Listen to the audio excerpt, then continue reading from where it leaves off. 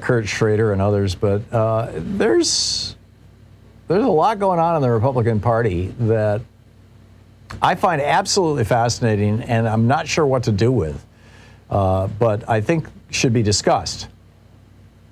I'm going to get to Liz Cheney in just a second, but just to start out, there is a persistent rumor that is being reported in the media. This is not coming from me or this program. That Governor Christie Gnome of South Dakota, who has presidential aspirations, she wants to be the next Hillary Clinton, the Republican woman running for president of the United States.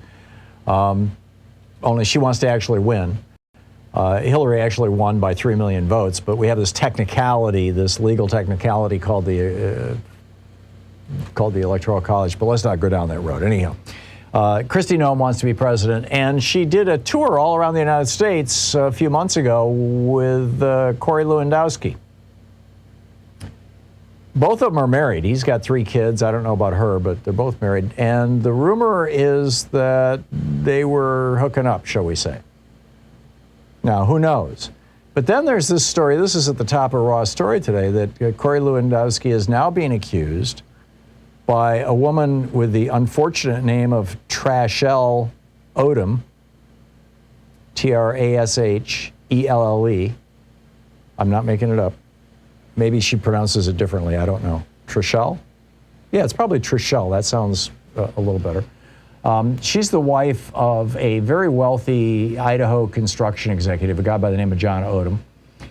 And she has told Politico magazine that Corey Lewandowski, quote, repeatedly touched me inappropriately, said vile and disgusting things to me, stalked me, and made me feel violated and fearful. I am coming forward because he needs to be held accountable. I'm blessed to have a loving husband and family behind me. I want other women to know that you can be heard too, and together we can stop terrible things like this from happening. Lewandowski has also been accused of unwanted touching by pro-Trump singer Joy Villa, V-I-L-L-A. His lawyers say we will not dignify this with any further response. This is kind of weird stuff, just as a starting point, because Lewandowski is right at the core of Trump world. On the other side, so that's Trump world. Trump world is going through some stuff, shall we say, right now, between Lewandowski and Christie Gnome and this major, Trumpy Republican donor. And not to mention what's going on in red states where people are dropping like flies and 37% ending up long-term disabled as a result of COVID and all that stuff, the stuff that we have been talking about. But and that's in Trump world. But in the anti-Trump world, on the Republican side, there's also a lot going on. Specifically, Liz Cheney. Liz Cheney, it appears, is going to be doing a presentation, a fundraiser in New Hampshire the month after next, or what will be next month in a couple of days, on November 9th, in about 5 weeks. Now, why would Liz Cheney go to New Hampshire for a fundraiser? Well, that's what every politician does when they're going to run for president, is they hold a fundraiser in New Hampshire. It's a way of introducing yourself to the state. It's a way of getting your name in the local newspapers, because New Hampshire has the first primary in the nation, and if you can win that primary or place in the top 3, then you've got momentum going forward. And it also, being a fundraiser, it puts you in front of the movers and shakers in the Republican Party in New Hampshire, which, of course, is key to the whole thing. Now, keep in mind, this is Liz Cheney, who Donald Trump has endorsed Harriet Hagman, who is in Wyoming, who is running against her in the primary, which will be next spring in Wyoming. So Cheney, on the one hand, she's fighting a primary opponent who's endorsed by Donald Trump. And this is, of course, because she voted for impeachment and because she thinks that she's on the January 6th commission. She thinks that this should be investigated.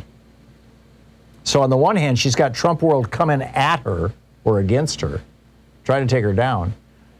On the other hand, you've got a whole bunch of people in the Republican Party who have kind of officially left it. You know, the Joe Scarboroughs of the world, the Rick Wilsons, the Steve Schmidts, who are out there, in the case of Rick Wilson and Steve Schmidt, God bless them, openly, loudly warning us about the fascistic tendencies and elements within the Republican Party, you know, starting with Donald Trump, but spreading across the country.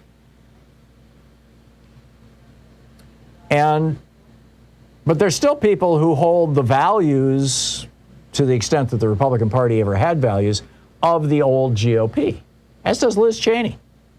She's a neoconservative, a paleoconservative. I mean, these are, you know, there are still Republicans out there who hate Donald Trump and still think that the big banks should run Social Security, that the big insurance companies should run Medicare, that there should be no food stamps or any other social safety net programs, that low-income housing should be called tent cities for homeless people,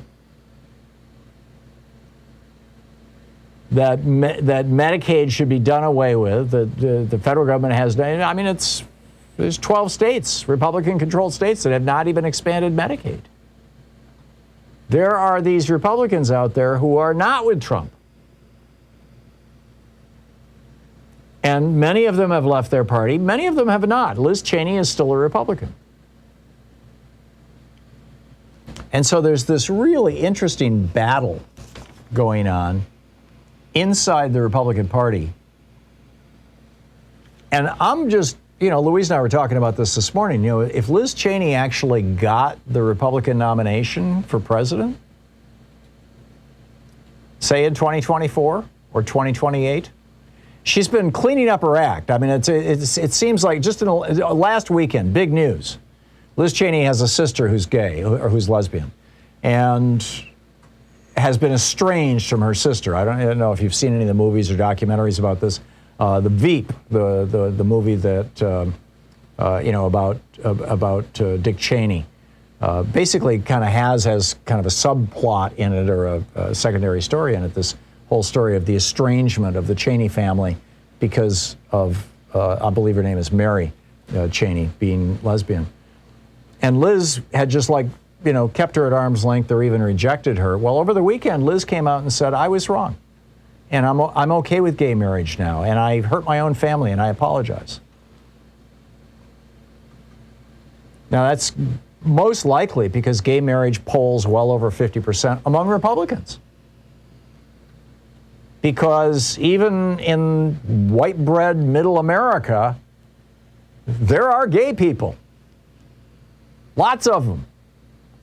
And of course the whole spectrum, you know, LGBTQ. And so it looks to me like she's getting to run for president. So is it possible? Could she get elected? Would she become America's Margaret Thatcher? Would she be the Iron Lady? And what would that mean for America? I mean, Thatcher essentially, you know, destroyed Great Britain.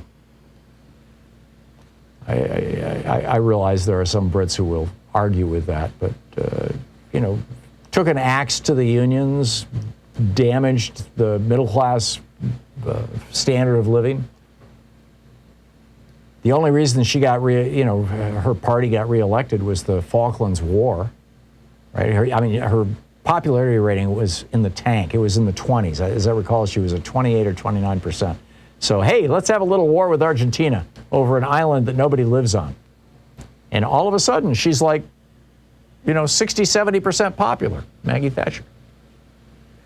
And if anybody knows how to have a war, it's members of the Cheney family. So what do you think? Do you think that I've gone over the edge here? Do you think Liz Cheney is going to be the Republican? Can the Republican Party pull itself back from Trumpism and go back to good old-fashioned Republicans like Liz Cheney, who just like to have wars and trash poor people, rather than, try to overthrow democracies? I don't know. I'm scratching my head on this one, but I see it coming.